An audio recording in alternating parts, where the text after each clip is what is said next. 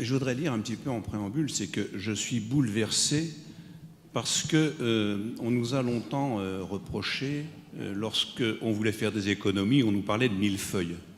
Et depuis l'an 2000, finalement, on est passé à 2000 feuilles. Parce que depuis, on a créé les communautés de communes, les communautés d'agglos, et on nous met aussi maintenant les pôles métropolitains. Alors je ne sais pas, personne ne le sait certainement parce qu'on n'en parle pas. Un pôle métropolitain, ça regroupe plusieurs communautés de communes. Ce sont aujourd'hui des organismes qui coûtent relativement cher puisqu'ils dépensent chaque année des millions d'euros dans chaque pôle. Je crois que chez nous, c'est Le Havre. Le pôle métropolitain du Havre doit dépenser 9 millions d'euros par an à faire des études sur l'environnement, des études économiques, sachant que les pôles métropolitains n'ont aucune compétence d'État. Voilà où il y a énormément d'économies à faire. Et nous, on se bat dans nos petites communes pour justement rénover nos chemins et autres, et on n'a pas d'argent. Alors ça, c'est un petit peu en préambule, c'est ce qui m'horripile le plus, c'est qu'on nous parle d'économie, et j'ai vu le débat à la télévision là, des Républicains l'autre jour, ils parlent tous de faire des économies. Sauf que quand ils ont l'antenne, ils parlent de faire des économies, et dès qu'ils ont les antennes sont coupées, ils ne pensent qu'à faire des dépenses. C'est là le problème. Alors pour revenir sur les communes nouvelles, la problématique des communes nouvelles, alors les intercos ont un intérêt parce que c'est vrai que moi j'ai une toute petite commune, on est 95 habitants et on est en banlieue de Pont-l'Évêque, pour ceux qui connaissent. On est très proche de Deauville, on est une région qui est quand même relativement riche et ça nous permet de faire des choses qu'on ne pourrait pas faire seul. C'est vrai, c'est une certaine mutualisation. Notamment notre communauté de communes qui fait 16 000 habitants, 16 600 habitants exactement, on regroupe 35 communes. L'avantage, c'est qu'on a une communauté de communes qui a 26 compétences, dont une pour moi qui est primordiale, c'est la compétence scolaire, où sur les 35 communes, la même qualité d'éducation est dispensée. Ça, c'est important. Après, sur le reste, bon, il y a des choses on va un peu loin, notamment avec la loi NOTRe qui a aujourd'hui obligé les communautés de communes, au-delà puisque le seuil a été monté à 15 000 habitants, les PLU. Alors, quand vous rencontrez un homme politique, il n'arrête pas de vous dire que maire d'une petite commune, c'est merveilleux, c'est une belle fonction, c'est le summum. Le problème, c'est que derrière, ils sont en train de vider la coquille et il n'y a plus rien dedans. Et la dernière chose qu'ils nous ont retirée, c'est les PLU. Les PLU, c'était tout l'habitat de notre commune. Aujourd'hui, nous n'avons plus la main. On a fait un PLU, intercommunal, c'est-à-dire que c'est l'intercom qui va gérer cette situation, c'est-à-dire les zones à construire et autres. Mais on a laissé au maire la signature. Pourquoi ? La signature du permis de construire. Pourquoi ? Parce que simplement, en cas de recours, c'est le maire qui sera poursuivi et non pas l'intercom. Les choses sont bien faites quand même.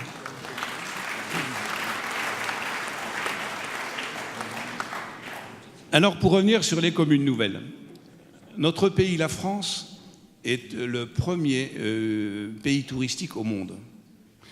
La raison est que notre pays est constitué d'une multitude de petites communes qui fait notre richesse et notre qualité. Cette multitude de petites communes est entretenue par des maires, par quasiment des bénévoles. Ma voisine parlait tout à l'heure de son indemnité qui est autour de 1 000 euros. Moi, mon indemnité, elle est de 600 euros, tout simplement. Donc le reste, c'est du bénévolat.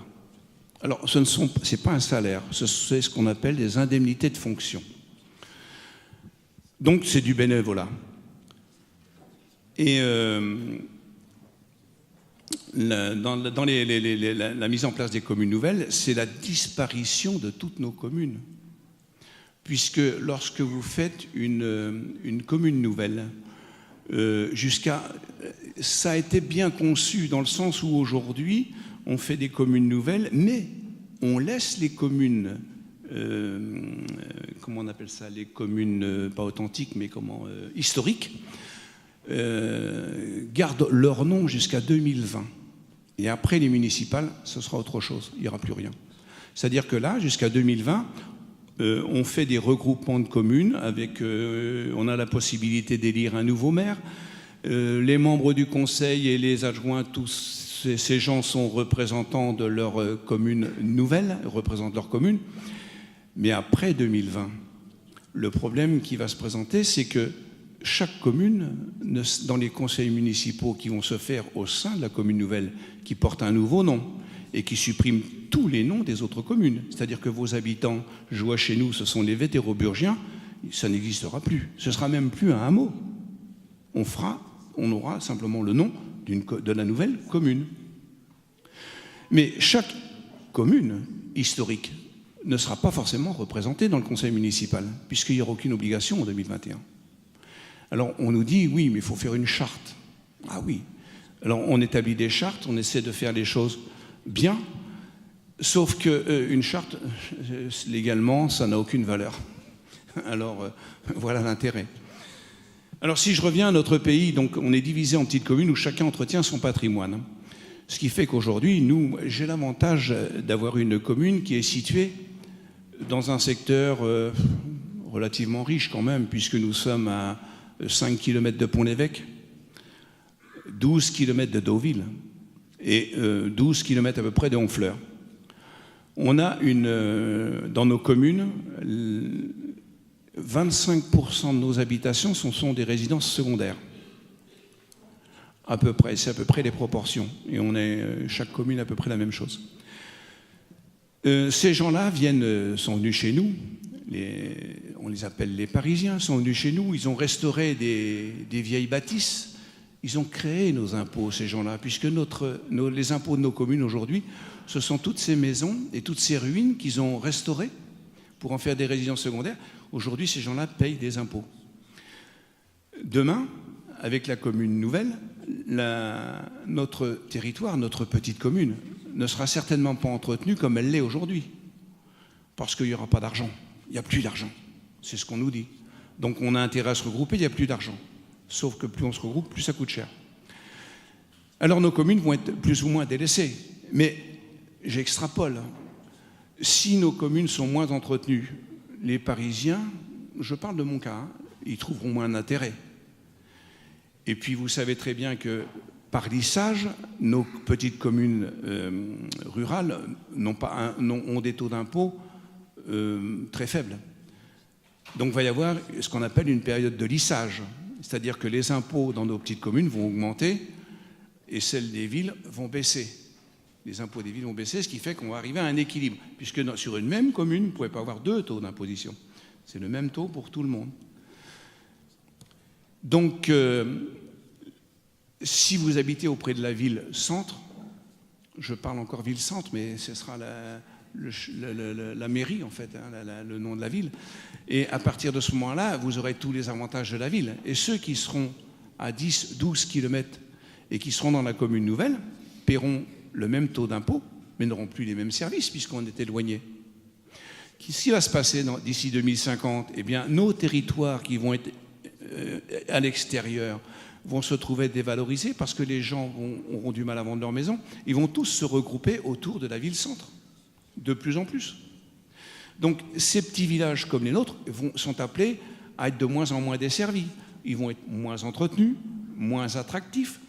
Les résidences secondaires seront invendables ou seront dévalorisées. Rentrée d'impôts moindre, naturellement. Mais je vais plus loin. Nous avons sur ces communes, chaque commune est propriétaire de son réseau de lignes électriques, basse tension. Ces réseaux sont entretenus par l'intermédiaire d'un syndicat. Sauf que les syndicats, la rentrée d'argent de ce syndicat est faite par les consommations électriques qui est faite sur chaque commune, ce qui apporte de l'argent au niveau du syndicat. Lorsque les communes vont être regroupées, elles vont changer de catégorie. Une commune comme la mienne, j'ai délégué la compétence électrique au SDEC parce que je ne peux pas l'assumer.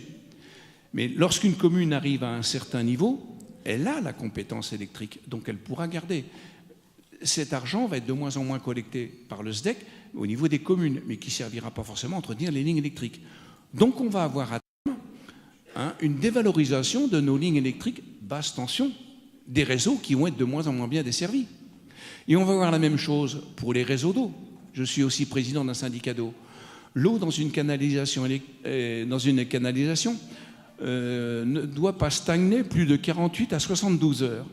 Lorsque vous aurez plus d'habitants au bout d'une ligne, d'une conduite d'eau, il n'y aura plus de mouvement d'eau. Plus de mouvement d'eau, on ne pourra plus garantir la sanité, le côté sanitaire de l'eau.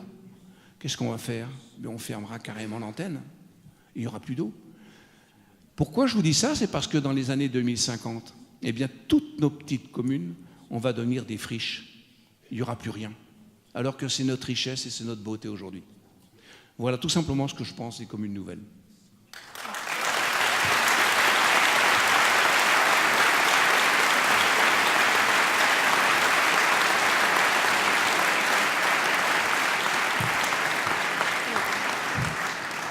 Merci beaucoup de vos exposés. Je voulais rebondir sur ce qui a été dit pour savoir depuis combien de temps la loi NOTRe a été conçue, réfléchie, qui a conçu cette loi et en France, qui a été consulté. Est-ce que notamment les maires ruraux ont été consultés et qui a donné son avis sur l'élaboration de cette loi?